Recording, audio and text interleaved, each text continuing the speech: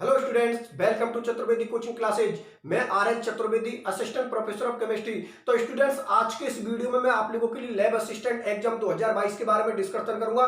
Lab assistant exam 2022 के बारे में जितनी भी इंफॉर्मेशन है वो सारी इंफॉर्मेशन मैं आप लोगों के लिए आज के इस वीडियो में दे दूंगा। ठीक है ना, कितनी आप लोगों की वैकेंसी है, कब आप लोगों की एग्जाम हो सकती है, ठीक है ना, आप लोगों का पेपर पैटर्न क्या होगा, ठीक है, केमिस्ट्री का क्या सिलेबस है, इन सारी चीजों के बारे में डिस्कशन मैं आज के इस वीडियो में करूंगा। तो मेरे साथ वीडियो में लास्ट तक बने रहना, ठीक है ना। वीडियो स्टार्ट करने से पहले मैं चाहता हूं कि जिन स्टूडेंटों ने अब तक इस चैनल को सब्सक्राइब नहीं किया है वो सभी स्टूडेंट चैनल को सब्सक्राइब कर देना और वीडियो को लाइक कर देना। मैं थोड़ी देर वेट कर लेता हूं।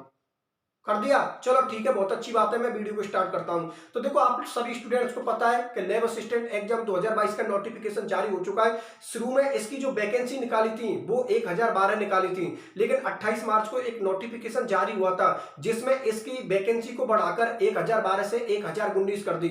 अब लैब असिस्टेंट एग्जाम 2022 की जो एग्जाम है वो कितने पदों पर लगेगी? 1019 पदों पर। तो पदों की संख्या, वैकेंसी की संख्या आप लोगों की बहुत ज्यादा है, ठीक है ना। जिन स्टूडेंटों ने अब तक अपनी पढ़ाई को स्टार्ट नहीं किया है वो सभी स्टूडेंट अच्छी तरीके से अपनी पढ़ाई को स्टार्ट कर देना, क्योंकि आप लोगों के लिए गोल्डन चांस है। वैकेंसी बहुत ज्यादा है, आप लोग आराम से इस एग्जाम को क्लियर कर सकते हो, ठीक है ना। फॉर्म का आप लोगों को पता है, फॉर्म आप लोगों के स्टार्ट हो चुके हैं। 25 मार्च से आप लोगों के फॉर्म स्टार्ट हो चुके हैं और ये जो फॉर्म है आप लोगों के 23 अप्रैल तक चलेंगे, मतलब लगभग एक महीने आप लोगों के फॉर्म चलेंगे। तो जिन स्टूडेंटों ने अब तक फॉर्म को अप्लाई नहीं किया वो सभी स्टूडेंट फॉर्म को अप्लाई कर देना। मेरी बात आप लोग समझ में आ गई ना। और आप लोगों की जो एग्जाम डेट है, लगभग ये मान लो 28 या 29 जून के आसपास आप लोगों की एग्जाम हो सकती है। हो सकती है ये आप लोगों की जुलाई फर्स्ट वीक के अंदर भी चली जाए, ठीक है ना। या तो जून लास्ट में आप लोगों की ये एग्जाम हो जाएगी या फिर आप लोगों की जुलाई फर्स्ट वीक में आप लोगों की एग्जाम हो जाएगी। तो मैं ये मान सकता हूं कि 3 महीने है, तो 3 महीने के अंदर आप लोग प्रत्येक सब्जेक्ट को बहुत अच्छी तरीके से कर लेना। केमिस्ट्री की आप लोगों को बिल्कुल भी टेंशन नहीं करनी है। केमिस्ट्री में जितने भी आप लोगों के क्वेश्चन होंगे वो सभी क्वेश्चन आप लोगों के सही होंगे, ठीक है ना। मैं जितनी भी क्लास आप लोगों की लेता चलूं उनको सीक्वेंस में आप लोग लेते चलना। आप लोग कुछ भी नहीं करना है, सारे टॉपिकों को मैं पहले बेसिक से बताऊंगा, बेसिक से बताने के बाद उन सभी टॉपिकों के कॉन्सेप्ट बताऊंगा और लास्ट में उन सभी टॉपिकों की मैं ट्रिक बताऊंगा। क्योंकि जब भी हम किसी टॉपिक की ट्रिक से किसी चीज को सॉल्व करते हैं, किसी क्वेश्चन को सॉल्व करते हैं तो आसानी होती है, इसलिए आपको टेंशन करने की कोई जरूरत नहीं है। मैं सारी चीजों को बहुत अच्छी तरीके से एक्सप्लेन करके आप लोगों के सामने चलूंगा, ठीक है ना। अब मैं आप लोगों के लिए पेपर पैटर्न के बारे में बता देता हूं। तो देखो, जो आप लोगों का पेपर पैटर्न है उसके अंदर आप लोगों को क्या होगा, 3 घंटे का आप लोगों का पेपर होगा। 3 घंटे के पेपर में आप लोगों को 150 क्वेश्चन सॉल्व करने हैं। प्रत्येक क्वेश्चन आप लोगों का 2 नंबर का होगा। इसका मतलब ये होगा कि पेपर आप लोगों का 300 नंबर का होगा। 300 नंबर के अंदर आप लोगों की जो नेगेटिव मार्किंग है वो कितनी होगी? 1/3 होगी। मेरी बात आप लोग समझ में आ गए कि नेगेटिव मार्किंग आप लोगों की कितनी होगी? 1/3 होगी। और जो आप लोगों का पासिंग मार्किंग है वो आप लोगों का 40% होगा। मतलब ये हुआ 40% से अगर कम परसेंटेज बनाते हो या नंबर के बेस पर अगर मैं देखूं तो 120 नंबर से अगर कम नंबर लाते हो तो आप लोग फेल कर दिए जाओगे, ठीक है ना। 40% से कम आप लोगों की परसेंटेज नहीं होनी चाहिए, मतलब 120 नंबर से आप लोगों के कम नंबर नहीं होने चाहिए, ठीक है। तो इतने नंबर आप लोग आसानी से ला सकते हो, कोई दिक्कत वाली बात नहीं है, ठीक है ना। इसलिए मैं सभी स्टूडेंट के लिए एक बार फिर से सजेशन देना चाहूंगा कि जिन स्टूडेंटों ने पढ़ाई को स्टार्ट नहीं किया वो सभी स्टूडेंट पढ़ाई को स्टार्ट कर देना। केमिस्ट्री की आप लोगों को बिल्कुल भी टेंशन नहीं करनी है, लेनी है। मेरी जितनी भी रेगुलर क्लास है उन रेगुलर क्लासों को देखते चलना, ठीक है ना। सारी चीज आप लोगों की आसान हो जाएगी, ठीक है ना। बाकी का जो भी आप लोगों को स्टडी मटेरियल है वो सभी चतुर्वेदी कोचिंग क्लासेज ऐप पर मिलेगा। तो जिन स्टूडेंटों ने अब तक चतुर्वेदी कोचिंग क्लासेज ऐप को डाउनलोड नहीं किया वो सभी स्टूडेंट प्ले स्टोर से जाकर चतुर्वेदी कोचिंग क्लासेज ऐप को डाउनलोड कर लेना, क्योंकि जितना भी स्टडी मटेरियल नोट्स है वो सभी आप लोगों को चतुर्वेदी कोचिंग क्लासेज ऐप पर मिलेंगे। बात मेरी आप लोग समझ में आ गई ना। चलो ठीक है, बहुत अच्छी बात है। अब मैं केमिस्ट्री का सिलेबस बता देता हूं आप लोगों के लिए कि केमिस्ट्री के अंदर कौन कौन सी आप लोगों की यूनिट दे रखी है और उन यूनिटों में कौन कौन से टॉपिक दे रखे हैं, उन सारी चीजों के बारे में डिस्कशन में अब आप लोगों के सामने करूंगा। तो एक काम करता हूं, केमिस्ट्री का सिलेबस आप लोगों के सामने लिख देता हूं और फिर एक बार फिर से डिस्कशन कर लूंगा कि वो जो यूनिट आप लोगों की दे रखी है वो कौन कौन सी दे रखी है। तो आप लोगों की केमिस्ट्री के अंदर 10 यूनिट दे रखे हैं, वो 10 यूनिट कौन कौन सी हैं उनको मैं आप लोगों के सामने लिख देता हूं। कोई दिक्कत नहीं है, सीधी सीधी सी यूनिट है, आराम से कर लेना, कोई दिक्कत वाली बात नहीं है। तो चलो देखो केमिस्ट्री का सिलेबस। तो देखो, मैं केमिस्ट्री के सिलेबस को लिख देता हूं आप लोगों के सामने। Lab assistant, lab assistant exam 2022 chemistry syllabus.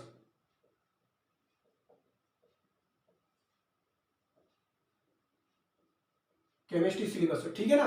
मैं lab assistant exam 2022 chemistry syllabus के बारे में डिस्कशन कर लेता हूं, ठीक है ना। तो देखो, आप लोगों की जो पहली यूनिट दे रखी है आप लोगों की जो पहली यूनिट दे रखी है वो दे रखी है आवर्त सारणी। आवर्त सारणी मतलब पीरियोडिक टेबल।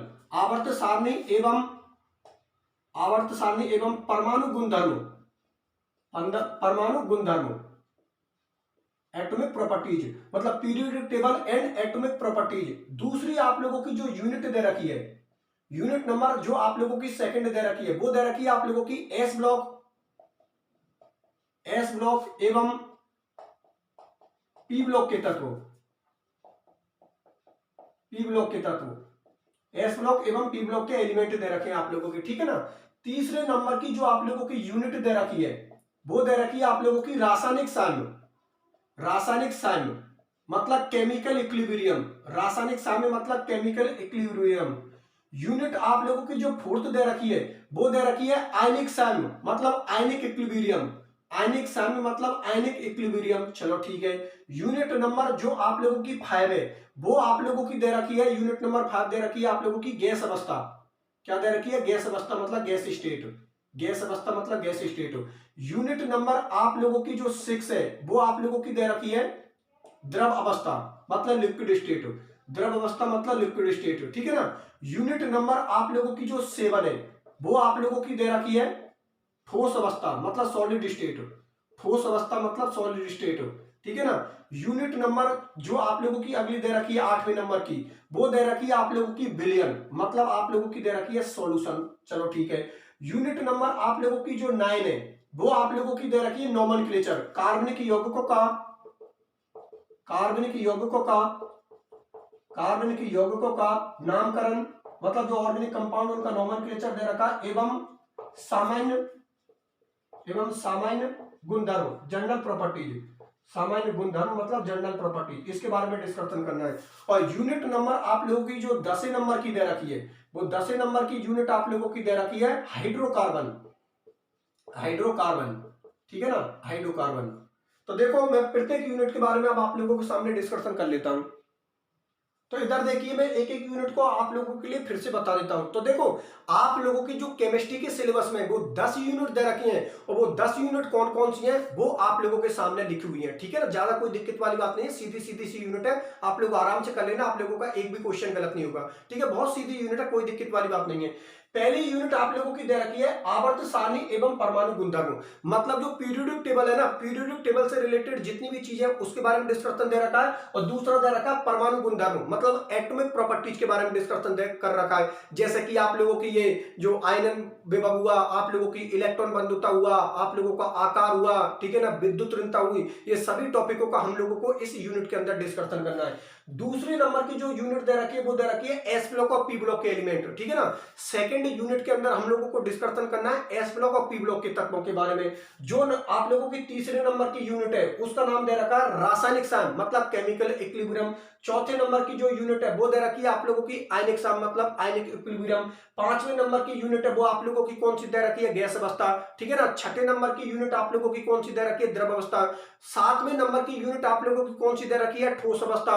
और आठवें नंबर की यूनिट है वो आप लोगों की क्या दे रखी है? बिलियन दे रखी है मतलब सॉल्यूशन दे रखी है, ठीक है ना। जो 9वें नंबर की आप लोगों की यूनिट है उसके अंदर जो ऑर्गेनिक कंपाउंड है ना उनका नोमेनक्लेचर, खूब आप लोगों ने 11th 12th क्लास में नोमेनक्लेचर पढ़ा है, तो उनका नोमेनक्लेचर दे रखा और कुछ उनकी जनरल प्रॉपर्टी दे रखी है, ठीक है ना। 9वें नंबर की यूनिट कौन सी हो गई? कार्बनिक यौगिकों का नामकरण एवं सामान्य गुणधर्म मतलब जो ऑर्गेनिक कंपाउंड उनका नोमेनक्लेचर और कुछ उनकी जनरल प्रॉपर्टी दे रखी है। और जो 10वें नंबर की यूनिट है वो आप लोगों की क्या दे रखी है? हाइड्रोकार्बन। मेरी बात आप लोग समझ में आ गई ना।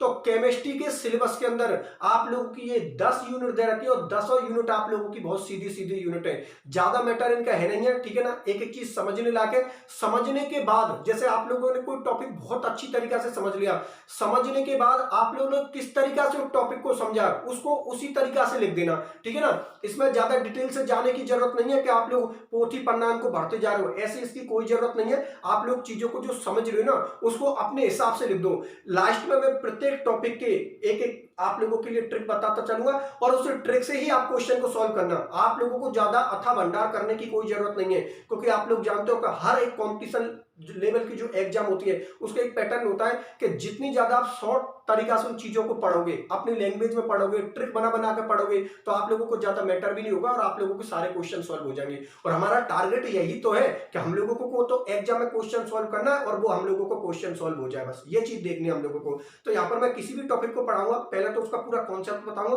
कॉन्सेप्ट बताने के बाद आप लोग एग्जाम में क्वेश्चन कैसे सॉल्व करोगे उसके लिए मैं आप लोगों के हर टॉपिक के लिए ट्रिक बताता चलूंगा, जिससे कि आप लोगों को क्वेश्चन सॉल्व करने में आसानी होगी। ठीक है ना। तो जिन स्टूडेंटों ने अब तक पढ़ाई को स्टार्ट नहीं किया वो सभी स्टूडेंट पढ़ाई को स्टार्ट कर देना। एक बार मैं फिर से बता देता हूं, लैब असिस्टेंट एग्जाम की जो वैकेंसी है वो बहुत ज्यादा वैकेंसी है आप लोगों की। अगर आप लोग अच्छी तरीके से प्रिपरेशन करोगे, ठीक है ना, थोड़ा सीरियस लोगे एग्जाम को, तो आराम से आप लोगों की एग्जाम क्लियर हो जाएगी। ठीक है ना। तो आराम से अपनी पढ़ाई को चालू कर देना और मेरे से जुड़े रहना। जिन स्टूडेंटों ने चैनल को लाइक नहीं किया है, ठीक है ना, मतलब चैनल को सब्सक्राइब नहीं किया, वो सभी स्टूडेंट चैनल को सब्सक्राइब कर देना, वीडियो को लाइक कर देना। ठीक है स्टूडेंट्स, फिर मिलते हैं अगले वीडियो में। धन्यवाद।